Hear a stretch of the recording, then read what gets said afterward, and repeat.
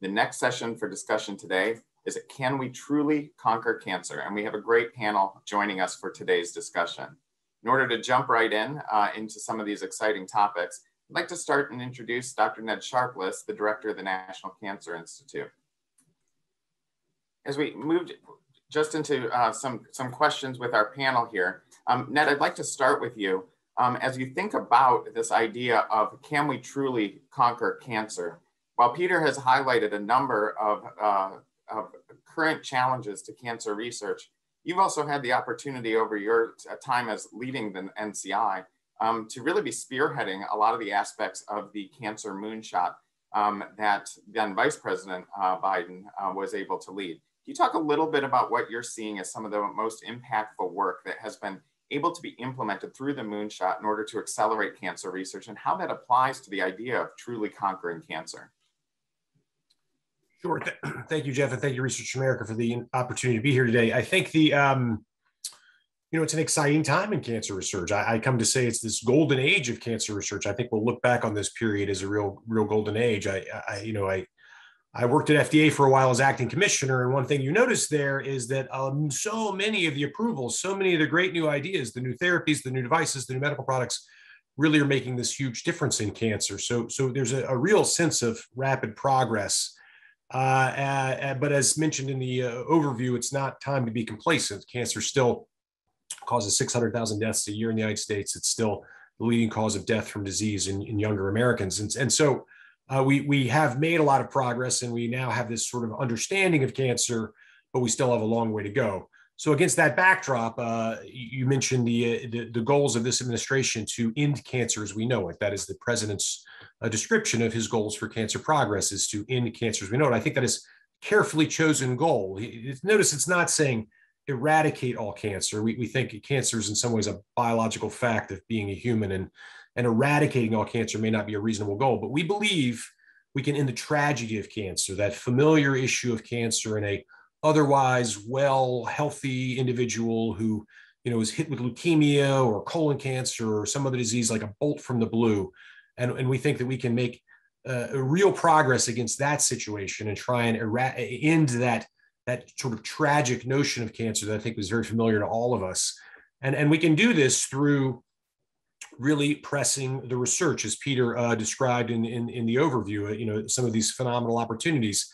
One of the reasons why I think we've been so successful in this progress is that the paradigm of cancer has changed. We no longer view cancers as, one disease, but we think of it as hundreds of different diseases, each that has its own epidemiology and prevention and treatment and diagnosis. And thereby working on those discrete subsets, we really do believe we can make a lot of progress. And the moonshot has done a lot of that. It's really tried to accelerate the use of this sort of precision approach of oncology into the real world setting where it's useful for patients. So I think we can end cancer as we know it. I think President Biden's goal is one we should all share. Great. Thanks so much. Dr. John Karpin from the Keck School of Medicine, I want to bring you into this discussion. Based on some of the opportunities that Dr. Sharpless has outlined and what you heard from Peter in the outset, can you give us a sense of how some of the gaps in progress reflected in racial and ethnic or even urban and rural disparities factor into that vision that Dr. Sharpless just described? Yeah, thank you. Undoubtedly, we've made significant progress. I remember several years ago, Dr. Otis Brawley, mentioning the roughly 26% reduction in cancer mortality rates since the start of the war on cancer back in the early 70s. So we've made tremendous progress.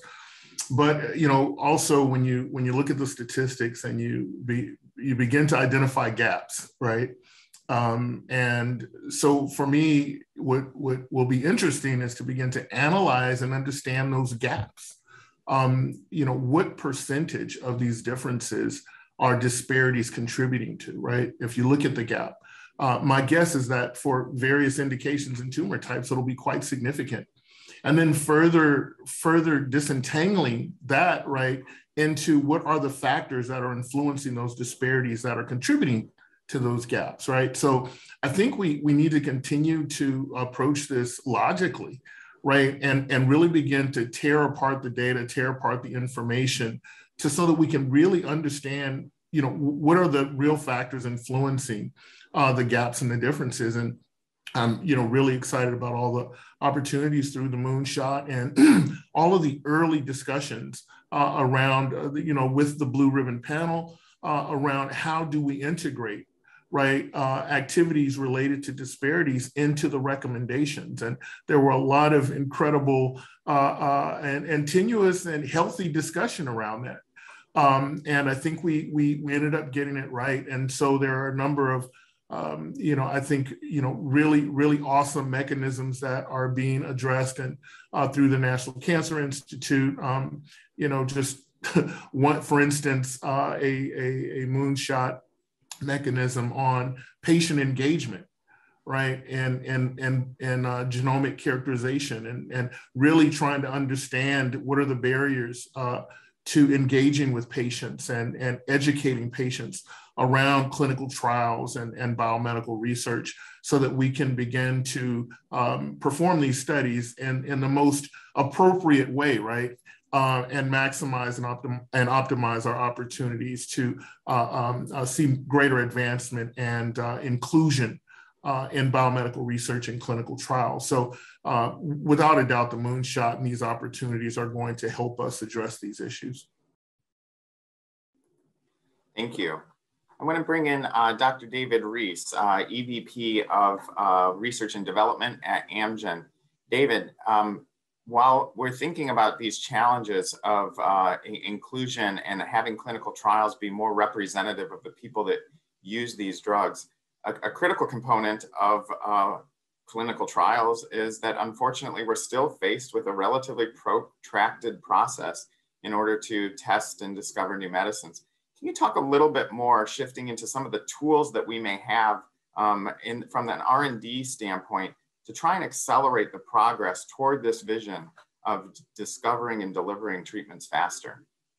Yeah, thanks, Jeff, and good morning, everyone. I'd like to go back to a phrase that Ned used to start, which is that we're entering a golden age. I really think we are entering a golden age where we're going to really bend the curve in terms of outcomes. Why is that? I think it's a confluence of a number of things. First, our molecular understanding of the disease. We've now spent close to a half of a century trying to understand the molecular wiring of cancer cells and the tumor environment.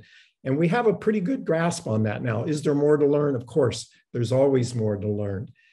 That is now coupled with rapid advances in technology, new drug platforms, way to screen and move drugs into the clinic in an efficient fashion, tools that we simply haven't had before. And then finally, when we're in the clinic, taking advantage of regulatory processes such as accelerated approval or the definition and validation of surrogate endpoints that really allow us to predict who is likely to benefit from a therapy. When you put all of that together and then combine it with, once a drug's on the market, amassing large amounts of real-world evidence and real-world data, it is this integration of human data across that spectrum that I think is going to propel us forward. And I think we're really at a hinge moment again where we can make a change. Thank you. That's really helpful. Ned, I want to come back to you with this for just a second. You mentioned in your opening remarks, your unique experience, not only of leading the National Cancer Institute, but also leading the FDA for some period, and of course, being a clinical oncologist.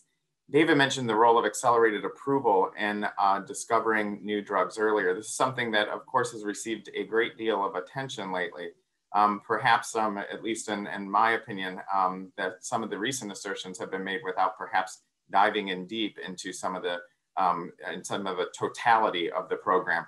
Can you give us a sense from your unique perspective on what role things like accelerated approval have played in cancer research and what that ultimately means for patient care?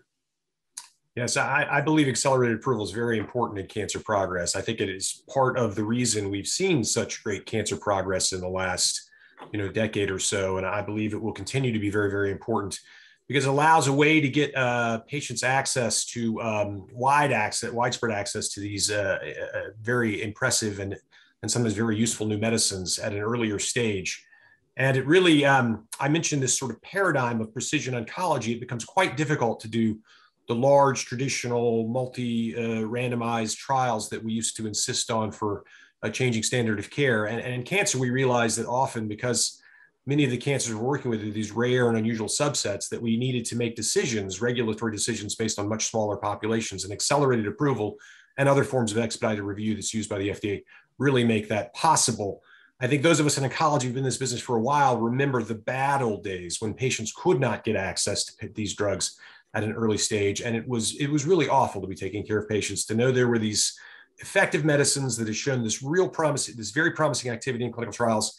But because of the way clinical trials frameworks work, they weren't widely available to patients. And literally in the Herceptin era, patients were chaining themselves to the buildings of Genentech trying to get access to this medicine at an early stage. I mean, it was quite dramatic, and none of us want to go back to that.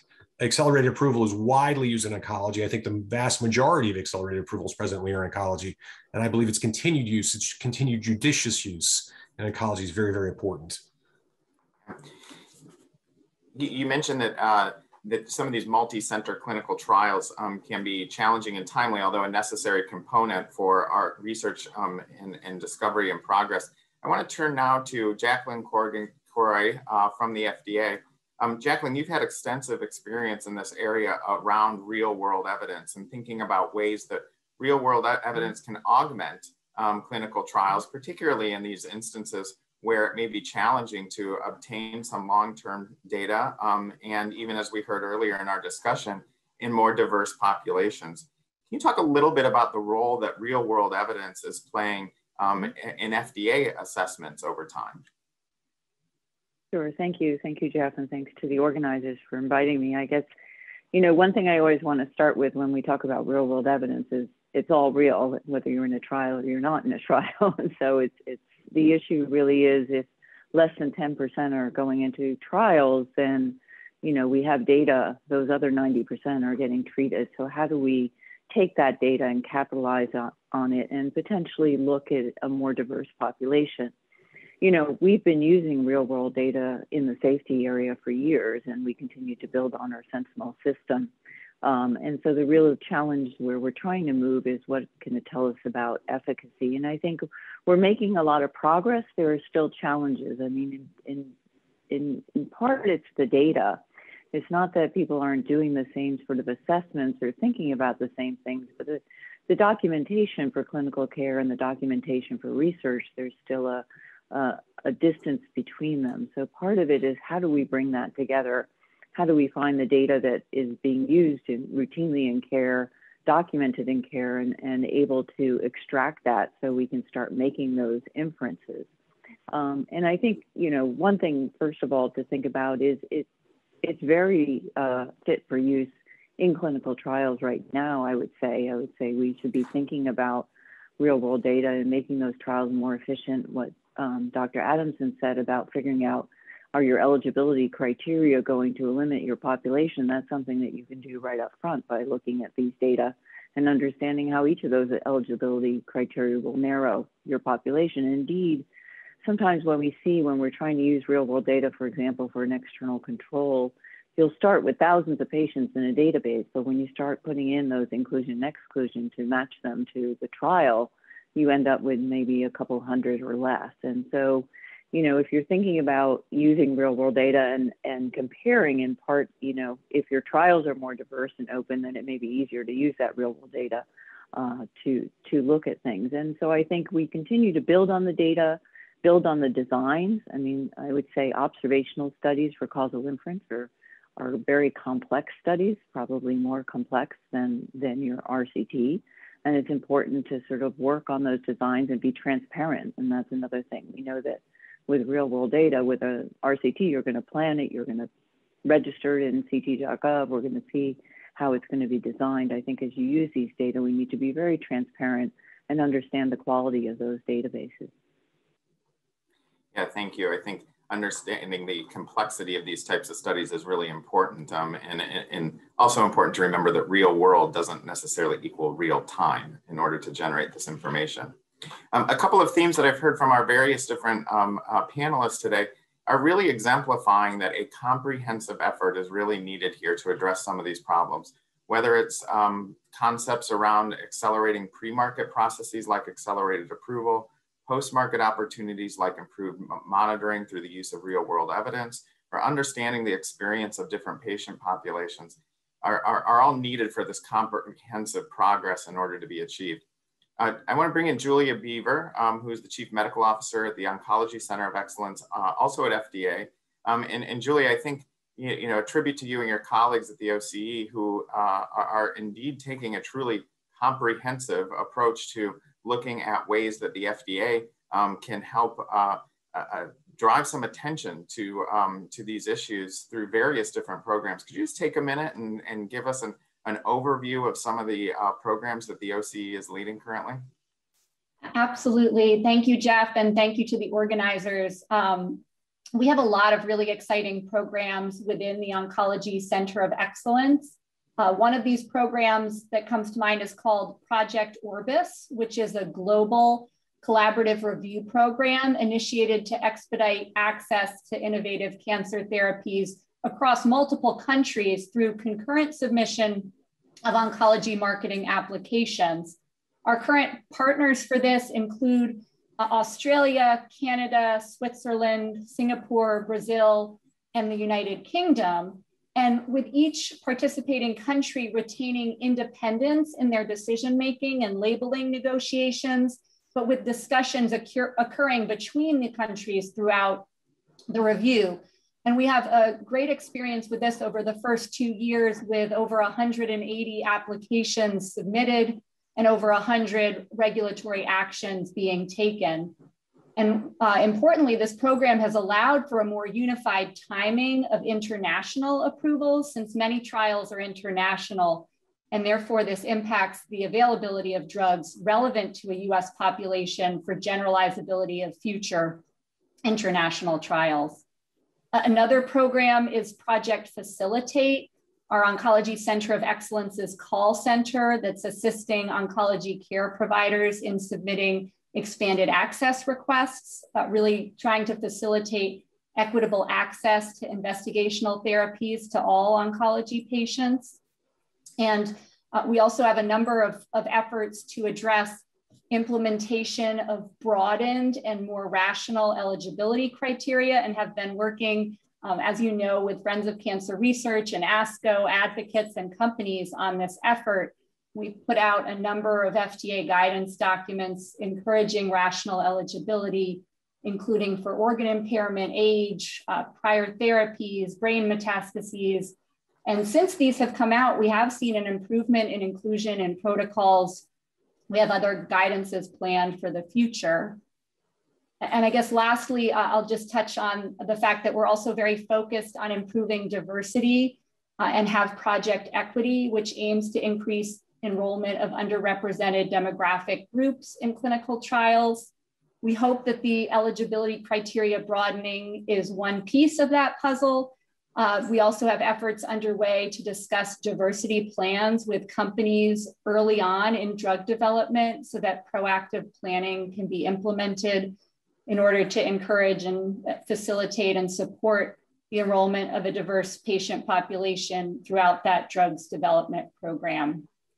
And there are many more, but I'll stop there and happy to answer questions later on.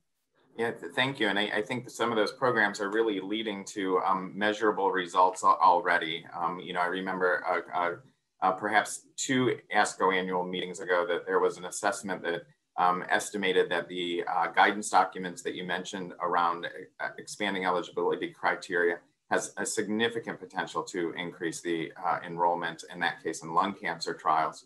And I believe your colleagues at the FDA recently published a study around the time at which Project Orbis helped facilitate international access to those programs. So congratulations on the efforts, and thanks so much for all that you and colleagues are doing. I want to turn to Lisa Lacasse.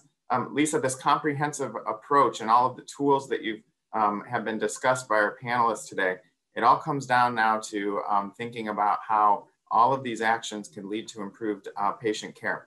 Can you tell us a little bit about in your mind, what is your biggest hope and what does success look like here? Morning, Jeff. Almost afternoon, I guess, and thank you so much for having me. So I think, you know, we all have a common theme, and at the end of the day, I love Dr. Sharpless's kind of phraseology around ending the tragedy of cancer. That means we've got to get all this incredible, excuse me, innovation to patients. So access, access. You'll hear all of us as patient advocates, and certainly me leading the American Cancer Society Cancer Action Network talk about that a lot. So what does that really mean? So if we talk about, you know, the golden age of cancer, innovation and discovery. So to put a statistic on that, a report last year showed 76% increase in oncology products in late stage development. So this is real, right? In the last 5 years, this incredible amount of innovation that's getting to the market. But that innovation has got to be able to be accessed by all patients, not just some, not just those with the best insurance.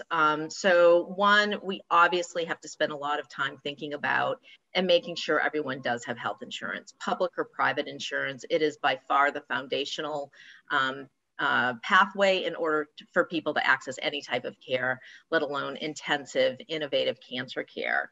I think the other thing that we really want to be thinking about, and we've talked about and we'll continue to talk about, is this issue of disparities. And how do we very clearly understand why disparities are happening?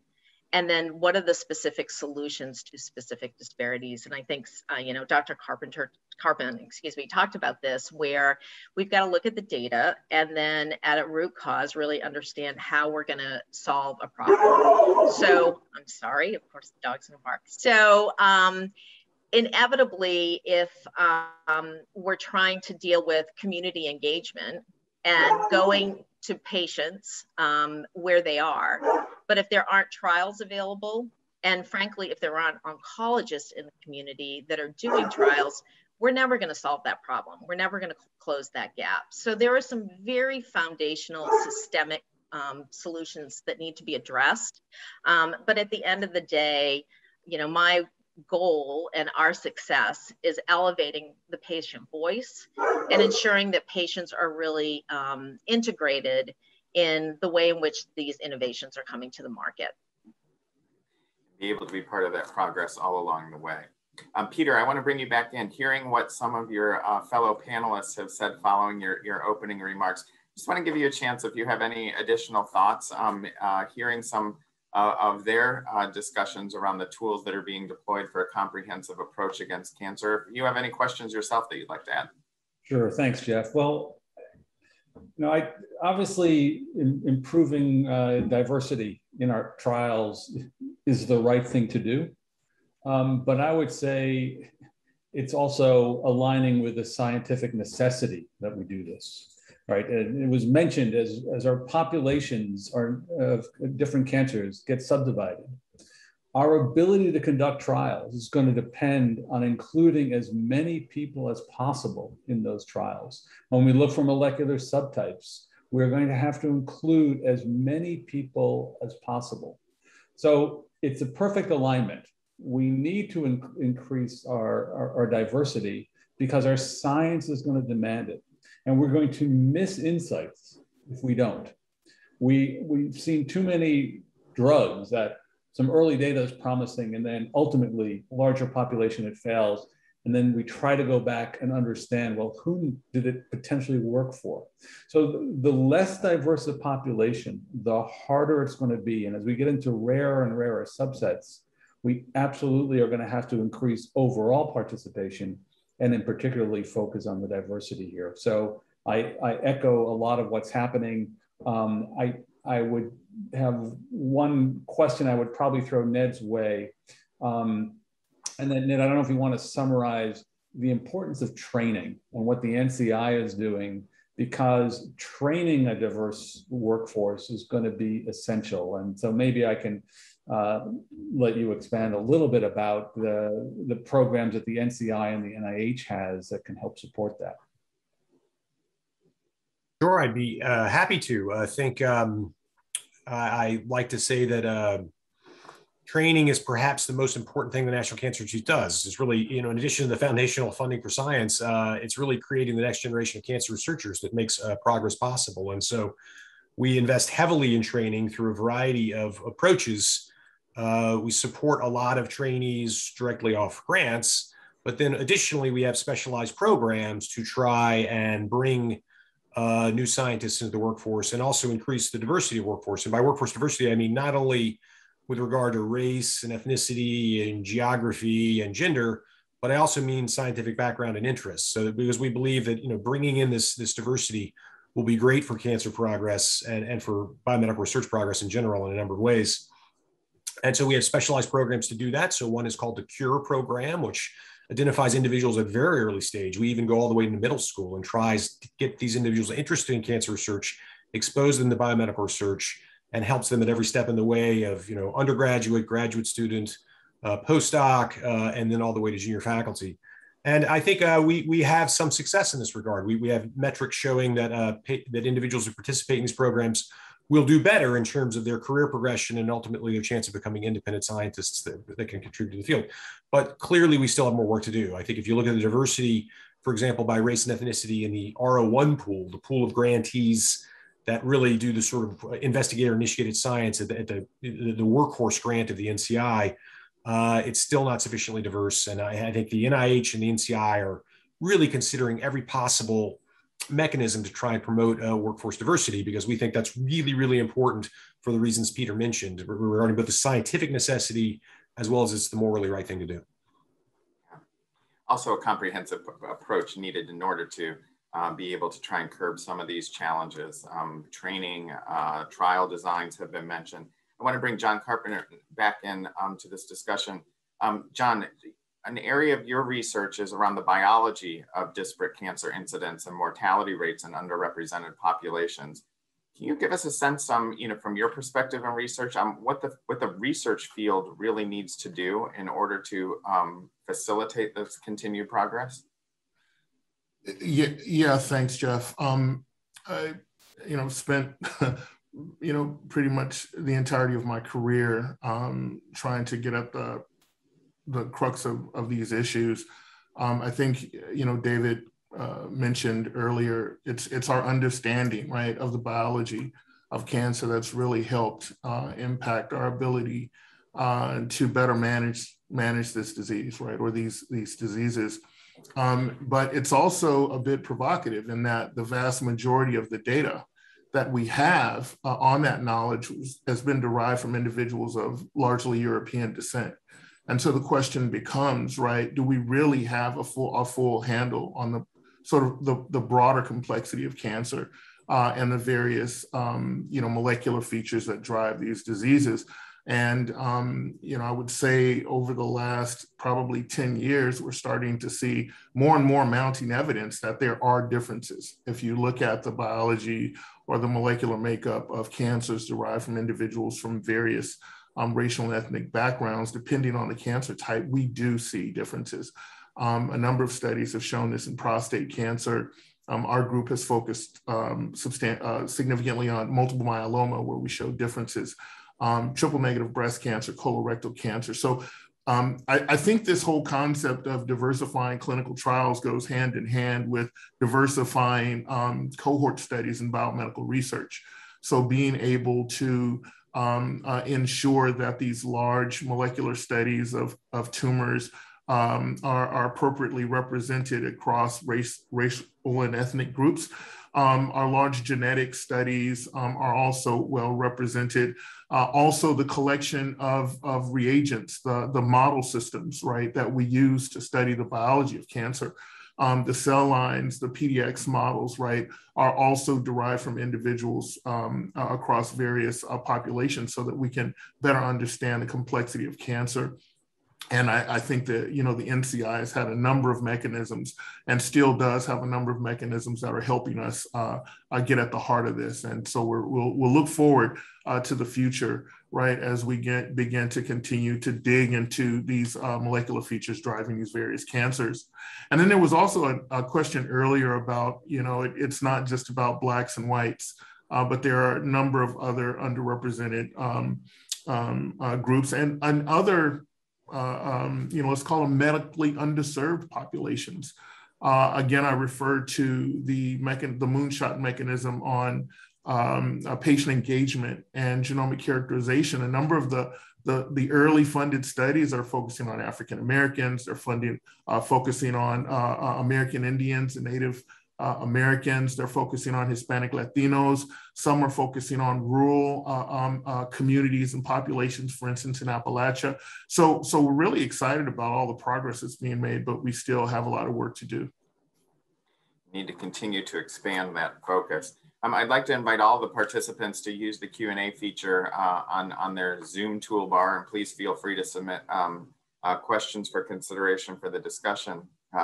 In the meantime here, following up on that, Jacqueline, in thinking about broadening the scope, you mentioned in your earlier remarks the unfortunate reality that clinical trials frequently encompass about 10% of the population in oncology, at least in adults. I think that's probably closer to 5% historically. With that in mind, can real-world evidence play a role in developing data about different patient subsets, particularly those that may not have been included into a clinical trial? Jacqueline, I'll turn that over to you. Sure, yeah, I do think there's definitely potential for real-world data and evidence to do that. Again, you have to think about your question and what you're trying to get, right? So, if you want to go into a more elderly population, certainly that's something that's captured, right? Age is easy, it's captured in real-world data. Hopefully you capture the other relevant sort of comorbidities and other things that you need. If you're talking about organ dysfunction, you can think about, if you want to look at dialysis patients, well, that's going to be captured quite well, right? You're going to know someone's on dialysis or not if you go through a medical record. If you want something more nuanced, let's say you move back a little bit and sort of kidney function that's decreased but not, on dialysis, then, it really gets to how often is that recorded, how well is that recorded. And then if you think about racial and ethnic subgroups where we talked about, I think that's an area where there's probably room for improvement and room for sort of effort in that area. In 2019, a study was published sort of looking at some of the large databases that are used. So it was sort of ARC's healthcare cost utilization and Optum database, so over 160 million patients. And they looked at how race and ethnicity was recorded in there. And they also went to a single New York healthcare system, quite large healthcare system, because they wanted to get access electronic health record data, EHR data, that might have more data. And what they found was, in those large sort of databases on hospitalization, race or ethnicity was unknown for about a quarter of the patients. And it was even higher in this healthcare system that they looked, when they pulled their records, it was closer to 50%. And they compared that to like the NHANES study and what that was telling them about these areas where they were looking. And they thought they were getting much more clinically meaningful information. So when you think about, if we want to use real world data and we're lacking these data, I think we need to think about ways to engage patients in their real world data. We're giving them access increasingly to their EHRs to message patients, to message their providers and to do things. But I think we need to partner with them to make sure the data that we want to know about them is in, and how do they get access and provide that data and become partners so that we can really accomplish what you're talking about, Jeff. Really important. I want to transition very briefly to a subject that I think exacerbates a lot of the challenges that have been discussed today, and that's around the effects of COVID-19. Ned, if I could turn to you really quick and thinking about how COVID-19 has affected cancer research. Do you foresee that there will be long-term implications here? And how has NCI tried to begin to think about ways that the system could pivot in order to perhaps take some of those, positive and negative learnings into the future? Yeah, I think maybe the first thing to say is that there's no way of minimizing the really devastating impact of the pandemic on cancer research and cancer care. I think it has been very significant. In cancer care, we've seen millions of screening events missed in 2020 and early 2021. The US does not really have the capacity to make up those events. So we think that that will then translate into just patients being diagnosed at later stage with less good prognosis. And so the NCI has modeled we think the effect of these delayed diagnoses, either because of missed screenings or because patients weren't going to their doctor during the pandemic for whatever reason, we think we'll feel the impact of that for perhaps a decade in terms of excess cancer mortality. I think, this is not an NCI problem solely. This is a US problem. We all really should take collective action as, those of us who care about cancer to try and make this problem as least bad as possible, but we have to admit the reality of this problem. And so I've been very encouraged the way we've seen real leadership from cancer societies like ACS and ASCO and the American College of Surgeons to step up and provide, advice to caregivers about how to get patients back into screening, how to get them in triaged appropriately for care, and how to really take care of patients during the pandemic. And I think we can do that. We can have successful mitigation of the pandemic while also providing great cancer care. And I think we've learned how to do that over the last few years, and we shouldn't see this as really an either or activity. But we really don't want to swap one public health emergency for another. And so I think we all have to admit this is a problem and work on it. And we're already starting to see the data trickle out now that, delayed diagnosis is leading to excess, later stage diagnosis and perhaps even excess mortality. With regard to cancer research, shockingly, I think cancer research has been very productive during the pandemic. I think science has proceeded apace, despite the fact that we were locked out of our labs and clinical trials were slowed, and it was a real significant disruption. But I think it's a testament to the real zeal of cancer researchers that they wanted to continue to make progress. The clinical trials is probably where we saw the biggest effect. We saw clinical trials enrollment plummet during the early stages of the pandemic. Now that is largely recovered in NCI trials. That I suspect we could hear David Reese talk about what's happened in industry trials. But but we again think that that missed period of enrollment is just going to lead to later period of accumulating the data and slower progress for patients. So it's been very disruptive, but I think through collective action as a group, as a society, we can try and mitigate the impact of the pandemic on cancer patients. Yeah. Julia, I'd love to get your thoughts here in the idea of how clinical trials had to adapt. Understandably during the pandemic, a great caution had to be taken in order to try and protect patients that may be participating in those clinical trials, particularly those that may be immunocompromised, such as cancer patients. But we saw very quickly that the FDA was able to help provide recommendations around flexibilities and saw that some aspects of trial conduct, things like implementing telemedicine or delivering drugs directly to patients were deployed in order to help provide some continuity in aspects, given the circumstances that were underhand. From FDA's perspective and things that you've been thinking about from the OCE, Julia, do you see any of these staying in place into the future? Thanks, Jeff. And yes, absolutely. And as many know, even long before COVID, there was a real call and an FDA effort to try to make trials more patient-friendly and decentralize clinical trials to allow a more flexible approach to visit, lab, imaging collection. And of course, as you mentioned, in response to the COVID-19 pandemic by necessity, we were able to deploy these aspects of decentralized trials to protect patient safety. And we are really enthusiastic about what we can learn from this experience. And based on these lessons, optimistic we can continue this flexibility after COVID, if there is an after COVID. And one of the ways we're evaluating these flexibilities and conducting some oncology specific research is by asking companies to provide information in their applications submitted to FDA Oncology for drug approval regarding what protocol deviations or alterations may have occurred as a result of the COVID pandemic and flag these for us in the data sets submitted. We are then able to analyze this and hopefully provide support for a more decentralized approach as we hypothesize and our preliminary data show that these interventions and deviations will not and have not impacted the overall assessment of the application. I think that's really exciting to hear, since a number of these flexibilities could be avenues to help address some of the challenges around access, diversification, and inclusion in the clinical trials that the panel's been discussing thus far.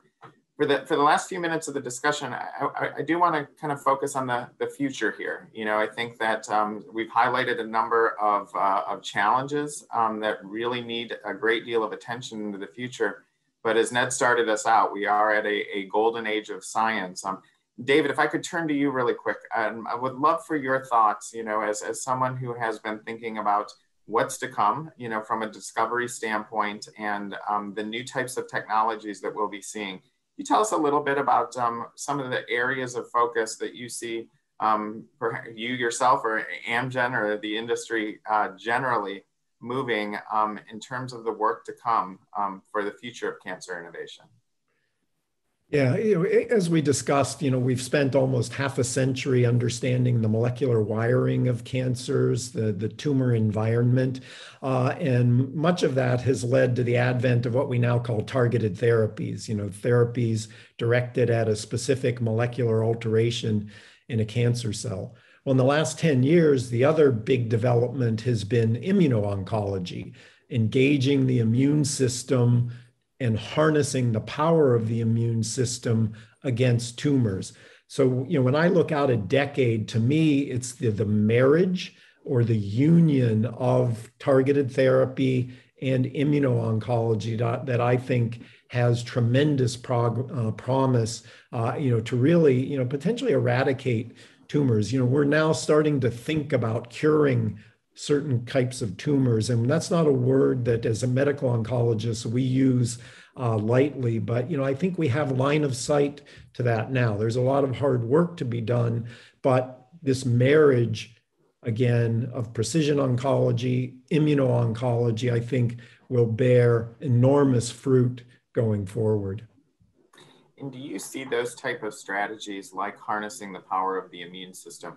Will that help the progression of cancer treatment move into earlier stages of disease? There was a question in the chat regarding cancer prevention. I know this is a slightly different topic, but in thinking about ways to treat the cancer when it perhaps is the most treatable, are there opportunities through the type of immunotherapy that you've mentioned? I think there are tremendous opportunities. And in fact, the immune system has the best chance against a tumor when what we call the tumor burden, the number of cancer cells, is the smallest. And so, in fact, the other thing that we haven't really talked about a lot is using molecular diagnostics or very sensitive ways to understand that even if we can't see on CT scans or MRI scans a tumor cells are present, but there may not be that many of them. That's when the immune system really has an opportunity. And so bringing in diagnostics as well, and then using these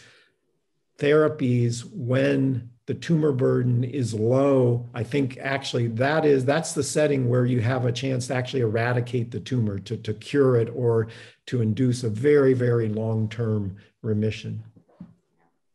Lisa, I'd love to get your thoughts as you hear some of these things. Given the panel's description of some of the challenges at hand and some that you've described in your earlier remarks, can you give us a sense of sort of, it does feel like we're at a little bit of a crossroads here, and when you think about both the challenges and the opportunities and the enormity of both, what's sort of at risk and the biggest challenges? And then if you could also help us kind of close out on what are some of the biggest opportunities in order to help see this progress come to fruition. So I'm only going to focus for a minute on the risk because I want to end on a positive note. But to me, sort of the thing that keeps me awake the most, and I think that there's been just an incredible enlightenment, not that this issue hasn't been around for a long time, but COVID has certainly shined a bright light, is that our success can't just be about mortality reduction. It's mortality reduction to whom? So if we have this incredible ongoing innovation over the next decade, and we are learning more and more and able to discover cancers earlier, and as Dr. Reese just mentioned, that's where the most success is. But if that's really only happening to a subset of the population that happens to have the best insurance, highest incomes, because they're able to get to the most advanced cancer centers, for example, then we will have failed, even if the cancer mortality continues to go down. So worst case scenario is that disparities increases in this time of incredible innovation and discovery. I think that it is up to all of us. We all have a responsibility for that. Best case scenario is that this emphasis that everyone from all different stakeholders around the table today continue to go back to, which is accessing the patient, where they are, what they need, and really being innovative about lowering barriers in order to get to those patients and ensure that they equally are able to access all of this incredible discovery. So for me, opportunity is that there is so much awareness around this issue. I would say 10 years ago, or even, you know, I've been in this with ACS CAN for 13 years. And we talk more now than we ever have on addressing true cancer disparities and the real innovation and execution strategies that we need to do that. So I have a lot of confidence that I think the awareness is much more defined. We have so many more tools in our toolkit, and that we need to bring our work to where our patients are and make sure that we are being very cognizant of reducing cancer disparities over these coming years. Well, thank you. I think that is, I agree. Thank you so much. I think that's a terrific way to wrap up our session today. I really want to thank all of you for joining, all of the panelists today for your willingness to share your expertise and your thoughts, and to all of the audience for joining the discussion today. Let's not let it end there. As Derek mentioned, one of the themes of today's discussion is that in healthcare, there is no place for complacency. I think you heard that from our panelists today. And you'll also hear that from the next upcoming compelling session about the impact of oral health on overall health. Thanks so much. It was a real pleasure to join you this afternoon.